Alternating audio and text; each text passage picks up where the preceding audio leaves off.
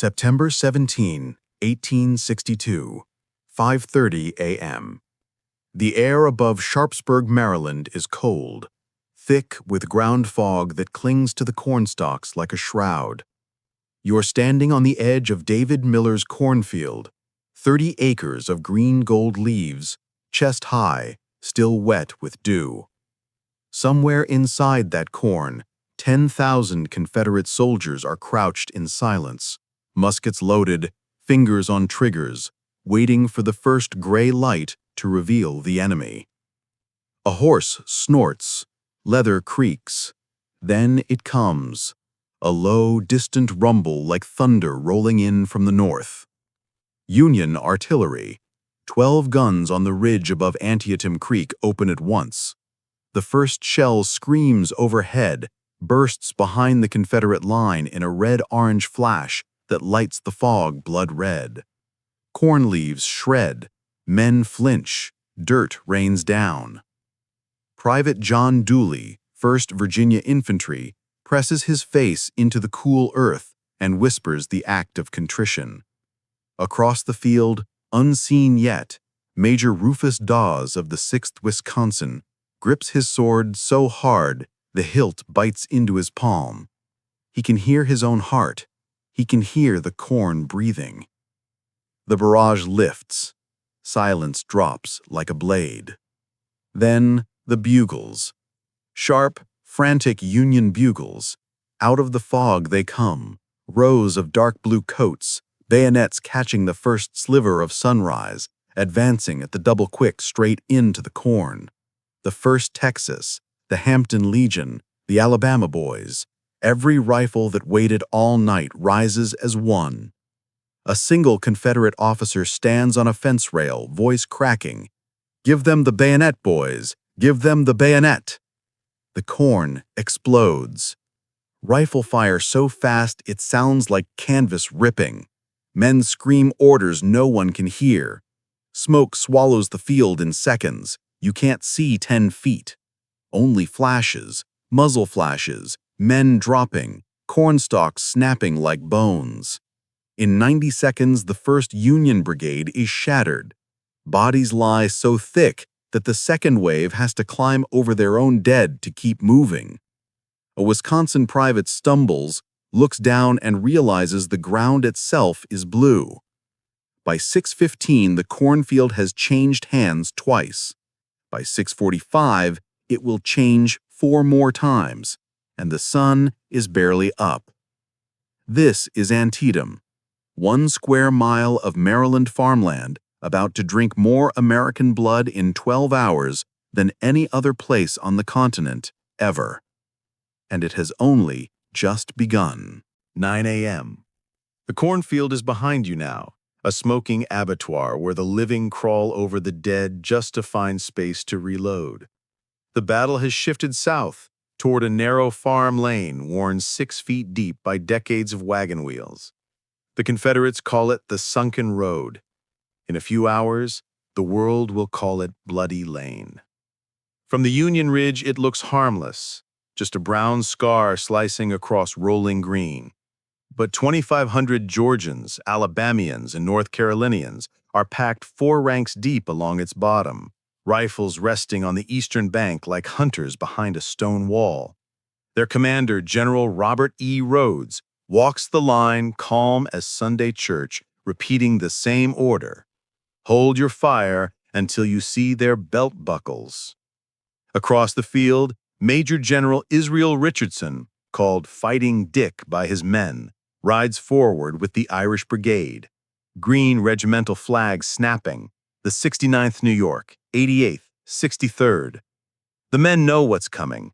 Chaplain William Corby is already hearing confessions on the move. They step off at 9:30. 1,000 yards of open ground. No cover. The moment the first blue ranks crest the rise, the sunken road erupts. It is not rifle fire anymore. It is one continuous roar, like the earth itself is tearing open. Men in the front rank of the Irish Brigade drop so fast, the second rank collides with them, tripping, falling, shot while they fall. The corporal in the 88th New York looks down and sees his own intestines steaming in the grass. He tries to stuff them back in with both hands and keeps walking forward. Halfway across, the color bearer of the 69th goes down. The green flag falls. Colonel James Kelly snatches it himself, plants it in the dirt, and screams in a thick Galway brogue, "Boys, do you see that flag? That flag has never trailed the ground, and by Jesus it never will." They surge again. Another 100 yards. Another rank shredded. Behind them the field is carpeted in emerald scraps, torn coats of the Irish dead. At 9:50 the impossible happens. A stray Union shell bursts directly over the Confederate center. For 30 critical seconds, the fire slackens. The Irish and the 5th New Hampshire behind them slam into the road like a human wave breaking on rocks. Bayonets now. Screaming, clubbed muskets, faces inches apart.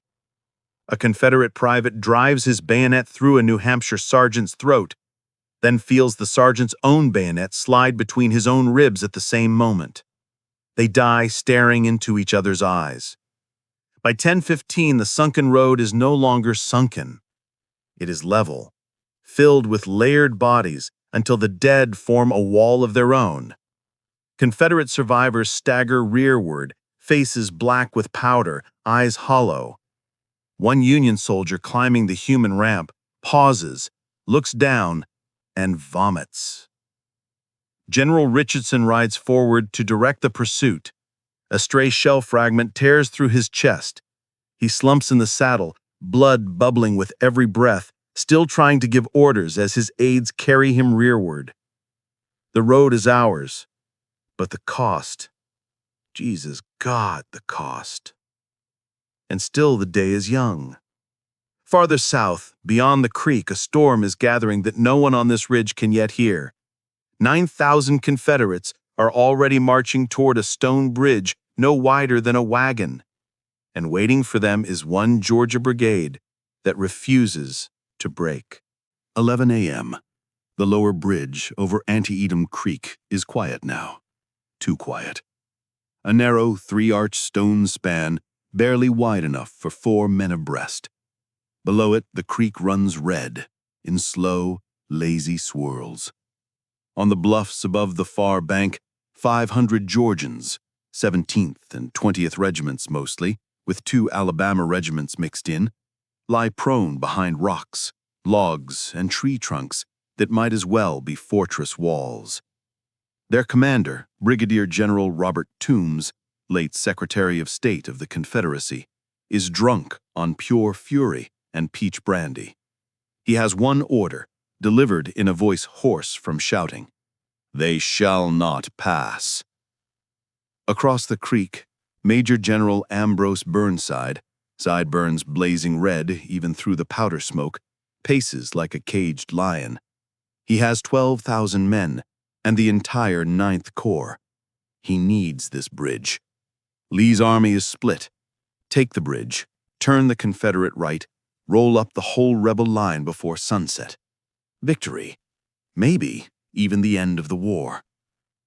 First attempt. 11th Connecticut and a Pennsylvania regiment go splashing straight down the creek bank in column, trying to ford waist-deep water under fire. Georgians wait until they're halfway across, then stand up and fire one volley. The water turns pink. The survivors crawl back, dragging broken men. Second attempt.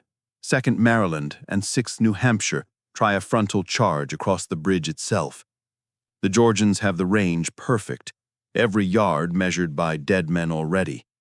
The head of the column melts before it reaches the first arch. Bodies pile so high on the bridge planks that the next wave literally runs on corpses, slipping in blood, shot down before they can leap off the far end. A Union private looks at the bridge, looks at his lieutenant, and says aloud what every man is thinking. That's a slaughter pen. Who the hell planned this? Burnside does not change the plan. He sends the 51st New York and 51st Pennsylvania forward at 12:30 with a promise. cross the bridge, and every man gets a double issue of whiskey tonight. They fix bayonets, lower their heads, and run. You can picture it. A blue knot of men sprinting the 120-foot length of that bridge while 400 rifles crack from the bluffs. Men jerk and spin and fall sideways into the Crete. But this time the Georgians are running low on ammunition. This time the momentum carries. The color sergeant of the 51st Pennsylvania plants his flag on the far parapet at the exact moment a mini-ball takes off the top of his skull. The flag stays upright. The rest of the two regiments pour across, bayonets flashing, and the Georgians finally break, running for the rear with empty pouches and bleeding faces. It is 1 p.m. The bridge is taken. It has cost Burnside 500 men and 2.5 hours. 2.5 hours in which Lee has been frantically shifting every spare man south to meet the threat. Burnside pauses to reorganize. He is cautious by nature. He forms perfect lines, dresses ranks, waits for ammunition wagons. Every minute he waits, Confederate reinforcements are double-quicking down the Harper's Ferry Road. By the time the 9th Corps finally steps off toward Sharpsburg Heights at 3 p.m., the chance is slipping away like sand through clenched fingers. And on a ridge just south of town, a dusty column in faded butternut is arriving at the gallop. Men who marched 17 miles before breakfast, who haven't eaten since yesterday. Their commander, gray-bearded and calm, reins in his horse and looks down at the advancing Union tide. His name is A.P. Hill, and he is just in time. 3:20 p.m. The sun is tilting west, bleeding orange across the hills. Burnside's blue divisions are climbing the last ridge before Sharpsburg, bayonets glittering like a moving forest. They can see the church steeples of the town. They can smell victory. Then the screaming starts behind them. Out of the south, along the Harper's Ferry Road, comes a nightmare in red shirts. A.P. Hill's Light Division, 5 brigades, 2,500 men who have marched 17 miles since dawn on nothing but green apples and spite. They stripped to their red battle shirts hours ago in the heat. Now they look like demons rising out of the dust cloud they kick up. Hill himself is in the lead, hatless, hair flying, pointing with a saber still crusted from an earlier wound. His order is short: drive them into the river. The 1st Union regiments on the left flank are still facing front when the rebels slam into their exposed side at a dead run. It is not a volley, it is a collision. Bayonets cross, muskets club, men bite and gouge and stab. A Pennsylvania brigade disintegrates in minutes, men throwing down rifles and sprinting for the creek. Burnside is on a knoll with his staff watching his dream evaporate. An aide grabs his arm and says, "General, the left is gone." Burnside turns, sees the red shirts pouring through his lines like a bursting dam, and for the first and only time all day, he swears out loud. By 4 p.m., the entire 9th Corps is reeling backward, stumbling over the same ground they cheered across an hour earlier. Confederate artillery on Cemetery Hill opens with canister, raking the retreat.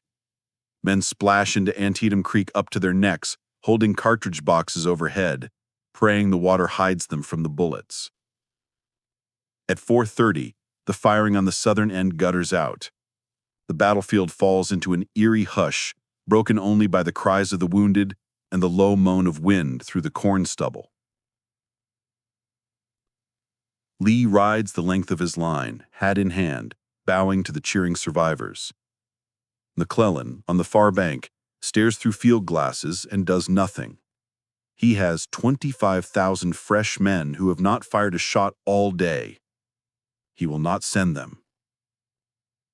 The sun touches the ridge behind Sharpsburg at 5:50 p.m. The longest, bloodiest day in American history up to that moment is ending exactly where it began, with the two armies facing each other across the same creek, the same fields, the same silence. But the ground between them has changed forever. 23,000 men are dead, wounded, or missing. In 12 hours, on 1 square mile of Maryland pasture. And now, the night comes. 6:15 p.m. The sun is gone, but the battlefield refuses to go dark. Thousands of wounded men lie scattered across the cornfield, the sunken road, the slopes by the bridge. Their cries rise in a single, endless wave. Water, water, mother, oh God, water. Union and Confederate wounded lie so mixed together that no one knows whose side anyone is on anymore. A boy from the 15th Massachusetts, both legs shattered, drags himself along with his elbows until he reaches a Georgia captain, gut-shot and dying. They share the same canteen, passing it back and forth until it is empty, then lie side by side in silence, watching the first stars appear. Fires start everywhere. Loose cartridges ignite in the dry corn stubble. Wounded men too hurt to crawl burn alive, their screams thin and high, like steam from a kettle. The smell, sweet copper blood, scorched wool, horse guts, human waste, rolls across the field in a thick, visible haze. Lanterns begin to move. The first burial parties, the surgeons, the chaplains.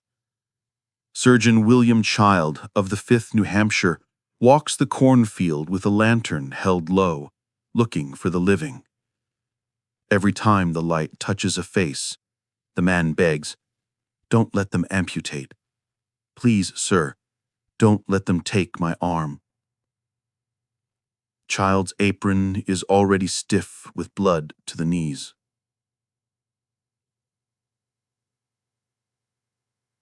At the Dunker Church, the little whitewashed building that marked the center of the morning fight, surgeons from both armies work side by side under the same canvas fly.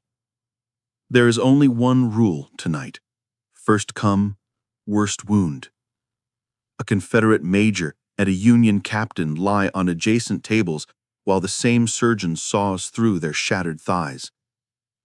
The Confederate watches the Union man's leg drop into the pile and whispers, "Yours went before mine, Yank. Fair's fair." Midnight. Robert E. Lee stands on a small rise near Sharpsburg, coat unbuttoned, arms folded. He has not slept in 40 hours. His chief of staff, Colonel Robert Chilton, approaches quietly. "General, the ammunition is almost gone. We have perhaps one more fight in the men. Shall I prepare orders for withdrawal across the Potomac?" Lee looks out over the lantern-lit valley of suffering and answers in a voice so low only Chilton hears, "No. We will stand here tomorrow. If McClellan wants this ground, let him come take it." Across the creek, George McClellan sits in his tent at the Pry House, writing telegrams by candlelight. He has already informed Washington that he has won a complete victory. He will not attack again. He cannot bear the thought of another day like this one. 2 a.m.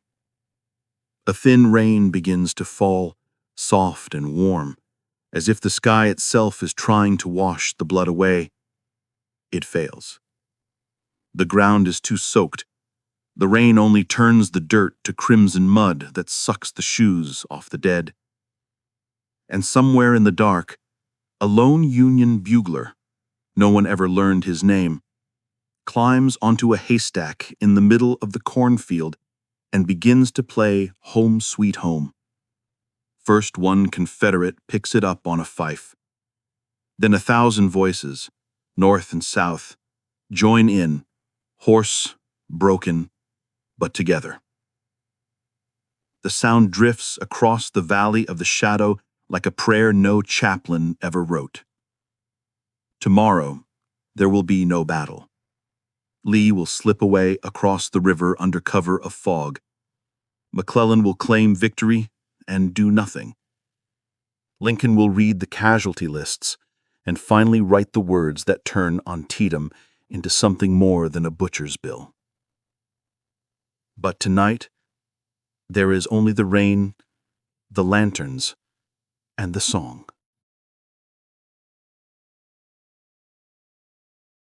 September 18, 1862.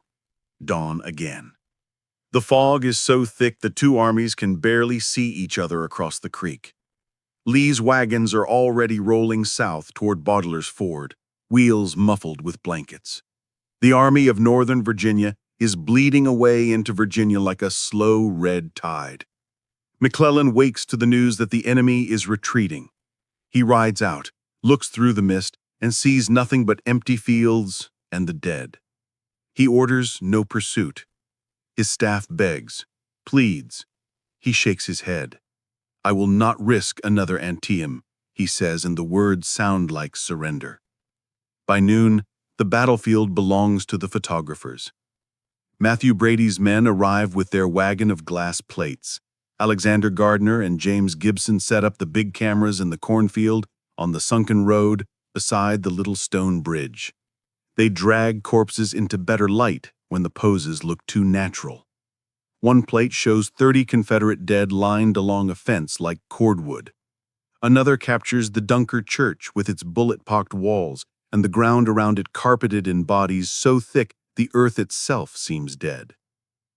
When the photographs reach New York in October, people line up for blocks outside Brady's Gallery on Broadway. For the first time, Americans who were not there see what war actually looks like. Women faint. Men weep openly. A newspaper writes, "Mr. Brady has done something to bring home to us the terrible reality and earnestness of war. If he has not brought bodies and laid them in our dooryards, he has done something very like it." In Washington, Abraham Lincoln sits alone in the White House telegraph office and reads the casualty lists again. Names, endless names. He folds the paper, stands at the window and watches the Potomac glide by. He has waited months for a Union victory, any victory, that would let him change the war's purpose without being accused of weakness. Antietam is not the victory he wanted. It is a draw paid in blood so heavy the ground will never forget. But it is enough. Lee is gone. The invasion is broken. The North still has an army. The moment has come. September 22nd, 1862. 5 days after the guns went silent. Lincoln calls his cabinet together. He reads them a document he has kept in his desk drawer since July, waiting. On the first day of January in the year of our Lord, 1863, all persons held as slaves within any state in rebellion against the United States shall be then, thenceforward, and forever free. He looks up. "I made a promise to my God," he says quietly, "that if Lee was turned back from Maryland, I would crown the victory by declaring freedom." Some cabinet members argue, too soon, too radical.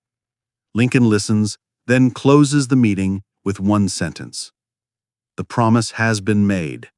I will not break it." Outside the window, the leaves are beginning to turn the color of dried blood. Antietam did not end the war. It did not even win the day. But on that single square mile of Maryland farmland, 23,000 Americans fell in 12 hours, more than in every war from the Revolution to that morning combined. And their blood bought something no battle had ever bought before. It bought the moral soul of the war. Because of them, the United States would no longer fight simply to glue a broken Union back together. From this day forward, it would fight to create a new nation, one where the promise carved in the Liberty Bell might actually mean what it said. That is the only victory Antietam ever truly won. And it was enough.